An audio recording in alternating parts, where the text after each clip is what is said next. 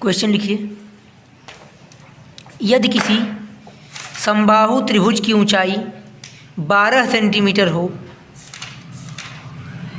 यदि किसी समबाहु त्रिभुज की ऊंचाई 12 सेंटीमीटर हो तो उसका क्षेत्रफल ज्ञात कीजिए।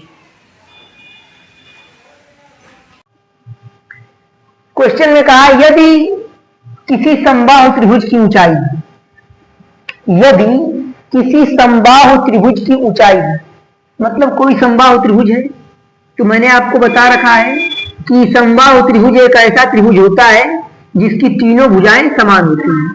तो क्वेश्चन में कहा यदि किसी समबाहु त्रिभुज की ऊंचाई, ऊंचाई मतलब हाइट, यही तो इसकी ऊंचाई है, ऊंचाई h 12 सेंटीमीटर है। कितना है? तो समबाहु त्रिभुज का क्षेत्रफल ज्ञात कीजिए।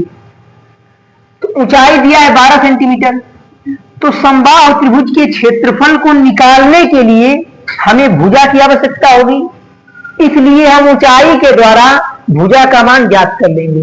तो फार्मूला आपको पता है, देखिए ये सब जो भी क्वेश्चंस होंगे ये फार्मूला बेस्ड क्वेश्चंस होंगे, इनको आपको फार्मूले के अकॉर्डिंग करना होगा। तो फार्मूला होता है समबाहु त्रिभुज की ऊंचाई,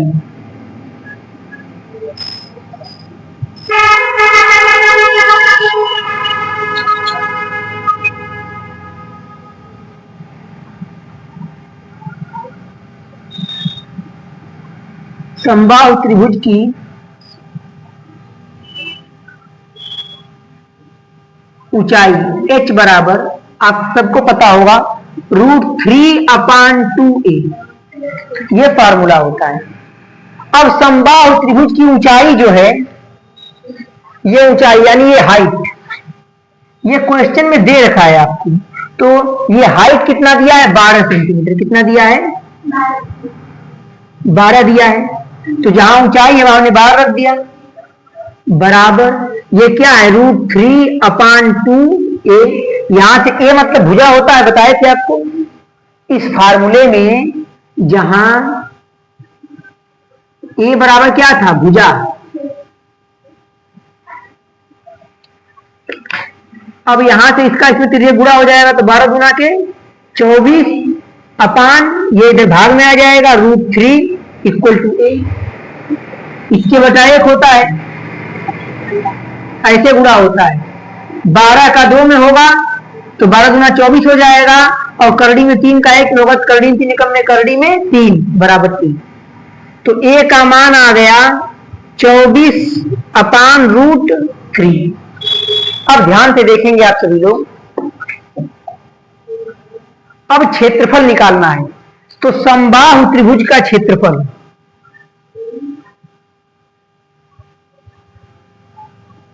समबाहु त्रिभुज का क्षेत्रफल क्या होता है? √3/4a²।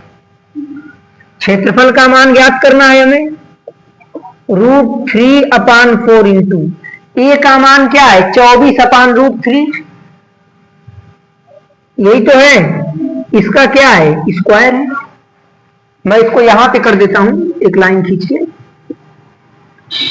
क्षेत्रफल बराबर ये √3/4 इंटू 24 का स्क्वायर, मतलब कि 24 गुणे 24 अपान √3 का स्क्वायर, मतलब √3 इंटू √3। जिसका स्क्वायर होता है उसका 2 बार गुणा कर देते हैं, जिसका क्यूब होता है उसका 3 बार गुणा कर देते हैं। चलिए ये √3 से √3 कट जाएगा, 4 एकम 4, 4 छक 24। क्षेत्रफल बराबर, अब 24 का 6 में गुणा करेंगे हम लोग तो क्या मिलेगा? 6 चौक को 24 को 4, और ये 2 छक 12, 2 14, 144/√3। अब आपको पता है कि जो √3 है ये हर में है, और मैथ का नियम कहता है, the law of mathematics, math के नियम के अनुसार कोई भी मान हर के रूप में करड़ी में नहीं होना चाहिए। तो इस करड़ी को हटाने के लिए हम करड़ी में 3 से ऊपर गुणा कर देंगे और करड़ी में 3 से नीचे गुणा कर देंगे। तो इस करड़ी से ध्यान से देखेंगे आप, क्षेत्रफल बराबर ये 144 करड़ी में 3 हो जाएगा अपान करड़ी में 3 गुणे करड़ी में 3 का मान 3 होता है। बताए थे आप लोगों को, करड़ी का 2 बार गुणा करने पर वह मान अपने वास्तविक रूप में आ जाता है। 3 से इसे काट देंगे, 3 चौको 12, 2 बचेगा, 3 बड़े 24। क्षेत्रफल बराबर 48 करड़ी में 3 सेंटीमीटर स्क्वायर। ये आपका आंसर हो जाएगा। नोट कर लीजिए, अच्छे से नोट करेंगे।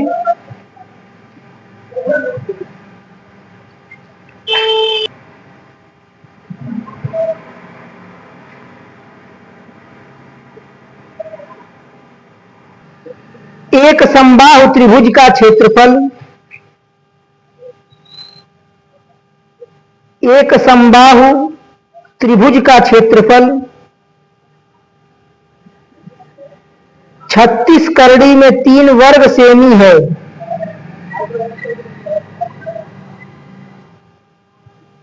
एक समबाहु त्रिभुज का क्षेत्रफल 36√3 वर्ग सेमी है। त्रिभुज का परिमाप ज्ञात कीजिए। त्रिभुज का परिमाप ज्ञात कीजिए। त्रिभुज एक ऐसा त्रिभुज होता है जिसकी तीनों भुजाएं समान होती हैं। तो क्वेश्चन में कहा एक समबाहु त्रिभुज का क्षेत्रफल, क्षेत्रफल मतलब एरिया। तो क्वेश्चन में दिया है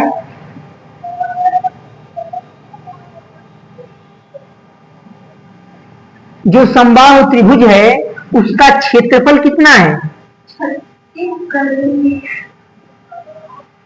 36 करड़ी में 3 सेंटीमीटर स्क्वायर। ये समबाहु त्रिभुज का क्षेत्रफल दिया हुआ है। उसके बाद इस त्रिभुज का परिमाप पूछ रहा है। तो पहले हम फार्मूला लिखते हैं। तो समबाहु त्रिभुज के क्षेत्रफल का सूत्र क्या होता है? √3/4 √3/4a²। क्षेत्रफल बराबर √3/4 इंटू a²। ये a²। और आप ध्यान से देखिए तो क्षेत्रफल का मान कितना दिया है? 36 करड़ी में 3। तो जहां क्षेत्रफल लिखा है क्या हम वहां पर 36 करड़ी में 3 लिख सकते हैं? इसका इसमें गुणा हो जाएगा कि नहीं हो जाएगा बताओ? तो 36 चौक को 6 चौक को 24 और 3 चौक को 12 2 14 144 करड़ी में 3, क्योंकि संख्या का संख्या में गुणा होता है। बराबर ये करड़ी में 3a² हो जाएगा। हमें a यानी भुजा का मान ज्ञात करना है। तो ये इसमें क्या कर रहा है? तो बराबर की जगह क्या करेगा? तो 144 करड़ी में 3 बराबर a²। a² है तो ये इधर गुणा कर रहा है, इधर आके क्या करने वाला है? करड़ी में 3। अब ध्यान से समझिए, करड़ी में 3 से करड़ी में 3 कट जाएगा। क्या हो जाएगा? कट जाएगा। तो फिर आगे क्या होगा? a² बराबर 144। तो 144 बराबर a² कहिए या a² बराबर 144 कहिए, बात तो सेम है। हमें भुजा का मान चाहिए तभी हम परिमाप निकाल पाएंगे। तो ये a² का मान नहीं चाहिए, हमें a का मान चाहिए। तो स्क्वायर की चिड़िया उड़ेगी। तो जब स्क्वायर की चिड़िया उड़ती है तो उसको उड़ता हुआ देखकर बहेलिया जाल बिछाता है। कैसा जाल? करड़ी रूपी जाल। तो जब स्क्वायर हटता है तो करड़ी लग जाती है 144, और करड़ी में 144 का मान होता है 12, मतलब इसका वर्गमूल लेना होता है। अब a का मान निकल गया। परिमाप आप मुझे बताओ a क्या है? भुजा ही तो है। अगर समबाहु त्रिभुज के एक भुजा का मान 12 सेंटीमीटर है, यहां ध्यान दीजिए, अगर समबाहु त्रिभुज के एक भुजा का मान 12 सेंटीमीटर है तो समबाहु त्रिभुज की प्रत्येक भुजा बराबर होती है, तो हर भुजा का मान 12 सेंटीमीटर होगा। ये कॉमन सेंस आपके पास होना चाहिए। तो परिमाप क्या होता है? सभी भुजाओं का योग ये ए, ये बी, ये सी, तो परिमाप यानी सभी भुजाओं का योग, तो ए बी पहली भुजा प्लस बी सी दूसरी भुजा प्लस ए सी तीसरी भुजा। परिमाप बराबर ए बी का मान 12, बी सी का भी मान 12, क्योंकि समबाहु त्रिभुज है। सम का अर्थ है समान, बाहु का अर्थ है भुजा, जिसकी सभी भुजाएं समान हैं। AC का मान भी 12 हो जाएगा। तो यहां से परिमाप बराबर 12 12 12 जोड़ेंगे तो 36 सेंटीमीटर आ जाएगा। ये मैंने आपको बेसिक से बताया। डायरेक्टली समबाहु त्रिभुज के परिमाप का फार्मूला भी होता है, मैंने फार्मूला आपको लिखवा रखा है। परिमाप बराबर 3 इंटू ए का मान कितना निकाले हैं और करके आप लिख सकते हैं 12, तो 3 इंटू 12 36 सेंटीमीटर आंसर। परिमाप बराबर मैं यहां भी लिख देता हूं परिमाप, तो ये आप नोट कर लीजिए।